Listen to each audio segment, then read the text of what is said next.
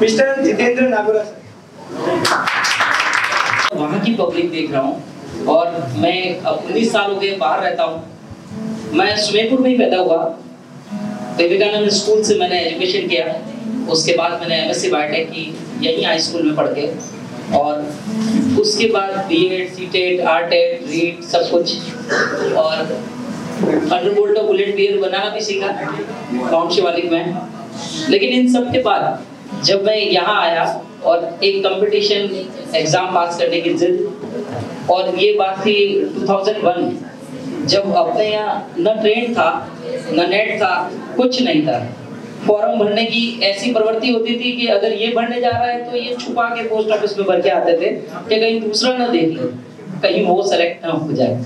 तो ऐसी भीड़ के अंदर जाके और फिर वेस्ट जोन में ऑल इंडिया टॉप करके मैंने एफसीआई के अंदर सीनियर क्वालिटी इंस्पेक्टर पोस्ट ली है। इससे पहले मेरा पहला सिलेक्शन हुआ था पोस्ट ऑफिस जालोर के अंदर, और वहाँ मतलब मैंने वहाँ 3 साल काम भी किया। मैं नवोदय में भी सिलेक्ट हुआ, केंद्रीय विद्यालय में सिलेक्ट हुआ, और यूपीएससी असिस्टेंट कमांडेंट में सिलेक्ट हुआ। अभी मैंने किताब भी लिखी है और मेरे कोर्स भी चलते हैं, और 5 किताबें अभी पाइपलाइन में हैं। आया था यहाँ पर आप लोगों से मिलने, बात करने, बट यहाँ देखा आप लोग बहुत एनर्जेटिक हो चुके हो, जैसा टीवीज में आजकल बताया जाता है, नेटफ्लिक्स सीरीज वगैरह में। आप, मुझे विश्वास नहीं हो रहा है कि मैं यहाँ खड़ा हूँ। तो बहुत सारी बातें हैं जो आपसे की जा सकती है। हो सकता है कि मैं आपको बोर कर रहा हूँ, लेकिन जो मेरा अनुभव है मैं आपको थोड़ा सा वो बांटना चाहता हूँ। मेरे लिए लिखा गया मोटिवेशनल स्पीकर। एक्चुअली मोटिवेशन हम सबके अंदर ही होता है। देखिए यहीं से दिख रहा था मुझे यहाँ बैठे बैठे, ये पायदान है नॉर्मल घरों के लिए, बाहर लगता है। एक आदमी ने इसको दिशा दी और ये फ्रंट बन गया। बस हम सब ऐसे ही है, हम सब ऐसे ही हैं। जिस गोडाउन को अगर नॉर्मल वे में सुमेरपुर होता तो शायद ये टायर का गोडाउन होता है, या शायद कोई हार्डवेयर स्टोर, मगर इन्होंने तो उदयपुर ही लाके यहाँ बैठा दिया। आपको पैकेज लेने की जरूरत नहीं, ठीक है। और रही बात हम सब के अंदर बहुत सारे, एक्चुअली हमारा बहुत सारा ज्ञान व्हाट्सएप यूनिवर्सिटी पे आ गया है, बहुत ज्यादा। जैसे ये बजता हुआ गिटार है, इसकी धुन कुछ भी हो सकती है, ये अंगुलियों पे डिपेंड करता है। कोई इसे अच्छा बजाता है और कोई हम जैसा हो तो ना बने।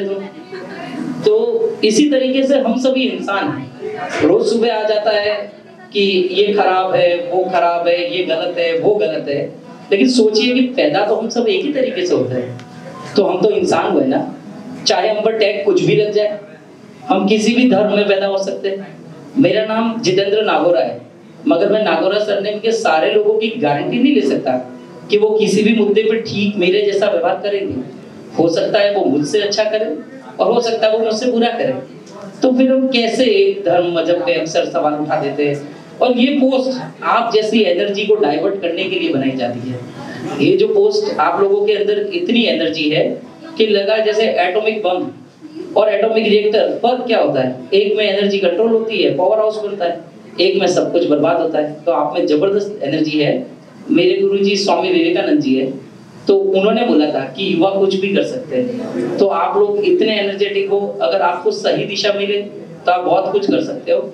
सुमेरपुर के लिए मेरी पहली अपील तो आप लोगों से यही है कि इस बार जब पेड़ कटे ना, तो मिलके आवाज जरूर उठाना, बहुत उठाना। क्योंकि इन्हीं सड़कों के ऊपर हम लोग घूमते थे, पैदल चलते थे। आज हमने वो सारे पेड़ काट डाले, और फिर हर दीवार के आगे एक कांच। सोचिए कि गरीब खड़ा कहाँ होगा, कहाँ खड़ा होगा? और ये पेड़ क्यों काट डाले? क्या हमने लगाए थे? और जहां तक हमने पेड़ काटे हैं, उसके बाद वो एरिया वापस से कवर हो गया है। गाड़ियां तो वैसे ही गुजर सकती थी, हम बंद नहीं बना सकते थे, उसकी जगह हमने पेड़ काट डाले। तो ये बहुत सेंसिटिव मुद्दे हैं। और एक और बात जो आपसे कहनी थी, आज देखा था कंफ्यूजन। आज 8 नवंबर है। 8 नवंबर के दिन आज से 4 साल पहले हुई थी। सेंसिटिव मुद्दों पे मैं नहीं बोल सकता, क्योंकि आजकल रिवाज नहीं है ना बोलने का, पकड़ के ले जाते हैं तुरंत। और हम तो गवर्नमेंट जॉब तो और भी नहीं बोल सकते, ठीक है। तो जो मैं कहना चाहता हूँ वो ये, आज मैंने एक गाय को देखा। गाय को लोग पैसा दे रहे थे और अपन खिलाते ना चारा वगैरह, तो वो खिला रहे थे, गाय खा रही थी। पैसा देके आदमी पैसा दिया, गाय ने चारा खाया। उसके बाद वो आदमी चला गया। अब वो गाय दोबारा उस चारे के पास आएगी नेचुरल। जब वो उस गाय के वापस आ रही है उसके पास, अब वो इंसान उसे डंडा मार रहा है। सोचो वो गाय कितना कंफ्यूज है कि गलती क्या है मेरी, अभी 5 मिनट पहले तो खिला रहा था, अब मना कर रहा है। तो ये था नोट का खेल।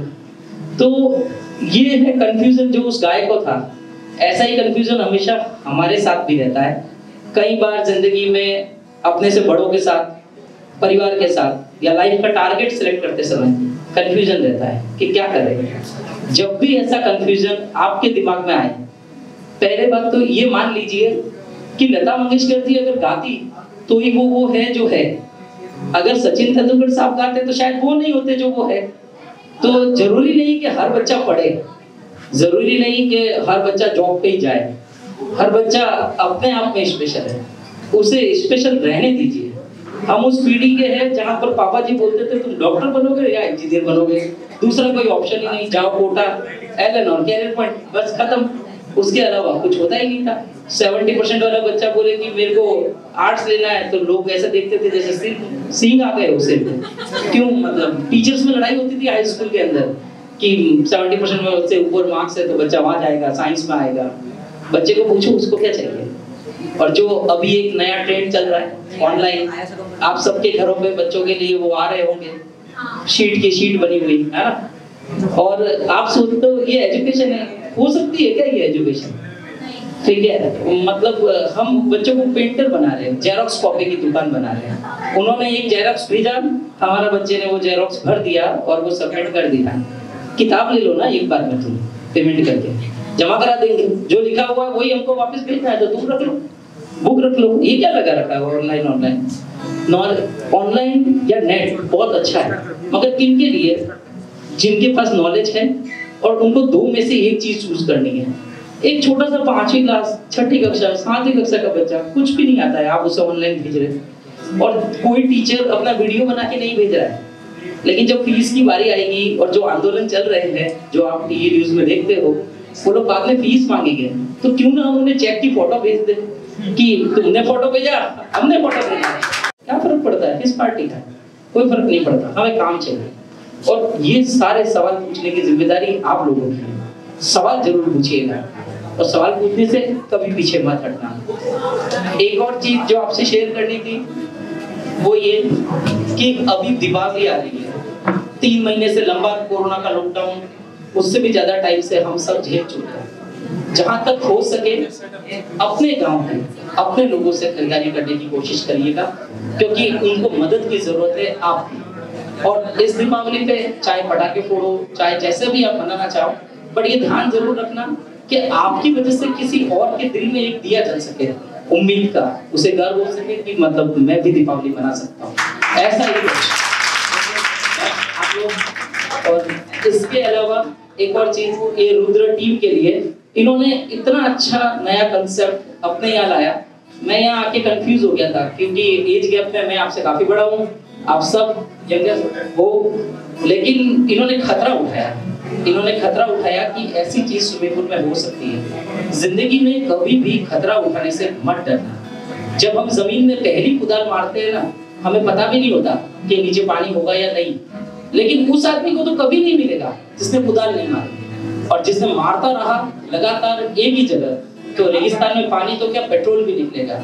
वो ऊपर वाला आपको देख रहा है, उसने आपको बनाया है और वो कुछ भी खराब नहीं बनाता, बस वो ढूंढना पड़ता है कि मुझ में अच्छा क्या है। जब परेशान हो जाओ कभी भी लाइफ में, कोई भी टेंशन हो, जिसको मानते हो उसके सामने जाओ, घुटने मोड़ के बैठो और बोलो कि मैं आ गया आपके पास, अब आप देख लो क्या हो सकता है। क्योंकि ऊपर वाला बहुत शर्मिला है, जब तकलीफ में होते हैं ना तब मिलता है, बड़े अकेले में, लेकिन वो होता है और रहता है आपके साथ। और हमेशा अच्छा इंसान बनने की कोशिश जरूर करना। आदर्शवाद किताबों में है, हकीकत में भी हो सकता है, बरसते हम ट्राई करें, हम कोशिश करें। अगर हम अच्छे बनेंगे तो दूसरे अपने आप अच्छे बनेंगे। और एक चीज और जो मैं अक्सर देखता हूँ न्यूज में, एक्चुअली मैं नहीं जानता कि ये वो जगह है जहाँ मुझे बात करनी चाहिए, क्योंकि जो आपका माहौल है वो काफी अच्छा और एनर्जेटिक है, शायद मेरी बातें बोर भी करे, मगर ये वो सारी बातें हैं जो मैं अपनी लोगों को कहना चाहता हूँ। क्योंकि जिस समय मैं कह सकता था उस समय साधन ही नहीं थे, ना नेट था ना कुछ और। आज तो हम देखिए क्या जमाना आया। एक जमाना था जब पहले मैं फोटोग्राफी का भी काम कर चुका हूँ और सीडी बनाना और कॉमिक्स बेचना, स्टोर चलाना, बहुत काम किए। हाथ बीच की दुकान, एसटीडी पीसीओ, बहुत काम किया। तो उस समय देखा था जब फोटोग्राफी करता था, किसी लड़की का पासपोर्ट फोटो अगर हमारे टाइम में किसी दूसरे लड़के के पास निकल जाता था तो तलवारें चल जाती थी गाँवों के अंदर। और अब है ना, गर्ल्स मतलब फोटो लगाती है और लिखती है कमेंट प्लीज, है ना। तो थोड़ा सा माहौल अपडेट हो गया है। जिस समय मैंने कॉलेज किया था बीएससी से, ये मैं फर्क महसूस करता हूँ जो मैं देखता हूँ। मतलब मैं बता रहा हूँ ना, आप सिंघम में देखिए, सिंघम का एक सीन है जिसमें काजल अग्रवाल जी की चुन्नी के लिए लड़ाई हो जाती है। काफी सारी गर्ल्स ने छोड़ दिया, नरे बास न बजे बांसुरी। तो मतलब बड़ा चेंज हो रहा है, वो गांधी जी की तरह। लेकिन आप जैसा चाहे वैसा जिए, जैसी आपकी स्टाइल हो वैसे रहे, कोई शिकायत नहीं। बट अच्छा इंसान जरूर बने। आपको देखकर दुनिया में कभी ऐसा लगना नहीं चाहिए कि यार ये इंसान गलत है, ऐसा नहीं होना चाहिए। क्योंकि कोरोना ने हमें बता दिया है कि हम किसी भी दिन ऊपर जा सकते हैं, कोई फिक्स डेट नहीं है। और सबसे अच्छी चीज इन लोगों ने बताया कि आप सभी कितने एनर्जेटिक हो। कोरोना के हजारों व्हाट्सएप आने के बावजूद, सरकार की इतनी चेतावनी आने के बावजूद आप लोग हंस रहे हो, मुस्कुरा रहे हो, जिसके ऊपर बैन कर रखा है सरकार ने। 100 से ज्यादा इकट्ठे नहीं हो सकते, ठीक है। बच्चों के दिमाग में और शो करने की इरादे है, मगर परमिशन नहीं मिल रही है, ठीक है। तो ये बहुत अच्छा है। और हमेशा दूसरों के चेहरे पे मुस्कान लाने की कोशिश कीजिए। दिन में कभी भी एक पल भी सही, अगर आपको लगता है कि आपके 1 रुपया खर्चने से किसी के चेहरे पे स्माइल आ सकती है तो खर्च दीजिए। क्योंकि खुद के लिए आप 100 की चीज लाओगे ना तो भी वो स्माइल परमानेंट नहीं रहेगी। और वो जो 1 रुपया आपने खर्च किया है वो आपको कभी भी याद आएगा ना, तो सिर्फ स्माइल आएगा। ऐसे इंसान बनके आपकी वजह से दूसरों को खुशी मिले। और मुझे सच में दोबारा बार बार कह रहा हूँ कि बहुत प्राउड हो रहा है कि सुमेरपुर में ऐसे लोग आए।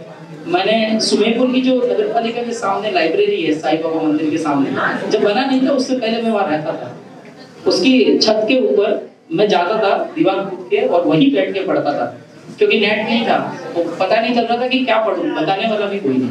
6 से लेकर 12 तक की सारी एनसीईआरटी पढ़ डाली, 6 से 12 तक की सारी सीबीएसई पढ़ डाली।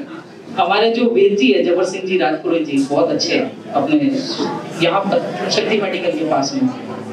मेरे नाक में से ब्लीडिंग होता था, उन्होंने मुझे बोला कि अब पढ़ाई मत करना, सिर फट जाएगा, तुम्हारे पास तो फार्म हाउस वगैरह है। एक्चुअली जो कुछ पल बना था पहले वो हमारा ही था, वो मेरी सिस्टर चलाती थी, ठीक है। तो उन्होंने बोला कि पापा के पास है, तुम सेट हो जाओ। मैंने उनको बोला कि आप मेरे दादाजी का नाम जानते हो? तो बोले नहीं। तो मैंने उनको बोला कि जब मेरे दादाजी का नाम मेरे पापा ने इस्तेमाल नहीं किया, मैं कैसे मेरे पापा का नाम इस्तेमाल कर दूं। इस जिद की वजह से पढ़ लिया और मेरे पढ़ाए हुए बहुत बच्चे जॉब पे लग गए। मातृभूमि एकेडमी जो आपके सामने है, ये हमने ही बनाई थी और इनके टीचर्स को भी मैंने ही पढ़ाया, ठीक है। तो मतलब मैं ये चाहता हूँ कि अगर आप में से कोई भी पढ़ाई करता है और आगे बढ़ता है तो प्लीज रिश्वत मत लेना है, ये बहुत गंदी चीज है। गवर्नमेंट जॉब है लेकिन ये इतनी गंदी चीज है कि जब भी मतलब आपको 1 रुपया भी कोई देता है ना तो किसी 10 जनों का पैसा लेके फिर आपको देना है। और ये जरूर मतलब अगर आप कुछ भी बनाओ तो रिश्वत मत देना। क्योंकि मेरा एक किस्सा और मैं आपको बता देता हूँ। जब मैं पोस्ट ऑफिस में जॉब करता था तो एक लड़का आया था पोस्ट ऑफिस में और बोला शाम को 4 बजे, बोला कि पोस्टल ऑर्डर दे दीजिए। पहले जो पटवारी की भर्ती चलती थी तो उसमें पोस्टल ऑर्डर लगते थे। तो मैंने उसको ऑफ टाइम बोला कि आप कल सुबह 10 बजे आएंगे। उसने बोला मैं गांव से आया हूँ, कल की बस आएगी, सवारी भरेगी तब चलेगी, तो वो तब आएगी। तो मैंने बोला कि ठीक है चलो मैं ट्राई करता हूँ। मैंने ऑफ द रिकॉर्ड जाके मेरी रिस्पॉन्सिबिलिटी पे उनको दे दिए। तो उसने मुझे 500 रुपये एक्स्ट्रा दिए, बोला कि सर ये आपके लिए चाय पानी। मैंने देखा, मैं मुस्कुराया, उसको बोला कि ये मुझे नहीं चाहिए, बस इतना याद रख लेना कि किसी दिन जब तुम उस तरफ ना हो और इधर हो तो याद रखना कि तुम कहाँ खड़े थे और उससे मत लेना। मैंने वो पैसे नहीं लिए और जब मैं इस्तीफा देने गया जालोर पोस्ट ऑफिस में, सिचुएशनली वही लड़का उसी कुर्सी पे बैठा था और उसने ही मुझे पहचाना कि भैया मैं वही हूँ। और मैंने उसको वही बोला कि रिश्वत मत लेना। तो बस आप सारी नई पीढ़ी से इतना ही कहना है कि ऐसे ही मुस्कुरा के जोश में जियो, मगर व्हाट्सएप यूनिवर्सिटी का गुलाम मत बनना। जरूर पढ़ना और सवाल जरूर पूछते रहना, जरूरी नहीं कि दिखाया गया सब सच।